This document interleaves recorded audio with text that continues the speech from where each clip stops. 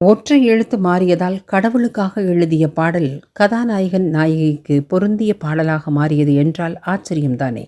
சந்தர்ப்ப சூழ்நிலையால் காதலியை இழந்து விட்டதாக நினைத்து பற்றற்ற வாழ்க்கை வாழும் ஒரு டாக்டர் தன்னை வளர்த்தவர்களுக்காக இரண்டாவது திருமணம் செய்து கொள்கிறார். அவரோடு ஏற்பட்ட வாக்குவாதத்தில் விபத்து ஏற்பட்டு கண்களை இழந்து தவிக்க காதலித்த முதல் மனைவியை நர்ஸாக வர அவரை இரண்டாவது மனைவியின் பால் மனம் திரும்ப பாடும் பாட்டு. இதற்கு ஒரு பாடல் வேண்டும் என்று இயக்குனர் பீம்சிங் அவர்கள் சொல்ல பல்லவிக்காக வரிகளை யோசிக்கிறார் கவியரசர். ஏற்கனவே தான் எழுதி வைத்த கண்ணனுக்காக எழுதி வைத்த ஒரு பாடல் ஒன்று இருக்கிறது. அதில் அவன் என்று வரக்கூடிய இடங்களில் அவள் என்று மாற்றினால் அந்த பாடல் இந்த சிச்சுவேஷனுக்கு பொருந்தும் என்று நினைக்கிறார். உடனே உதவியாளர் பஞ்சு அருணாச்சலம் அவர்களை அந்த தாளை எடுத்துக்கொண்டு வந்து தர சொல்லுகிறார். பீம்சிங் அவர்களும் அந்த பாடலை வாங்கி பார்க்கின்றார். அவர் நினைத்த பாடலாகவே அது இருந்தது.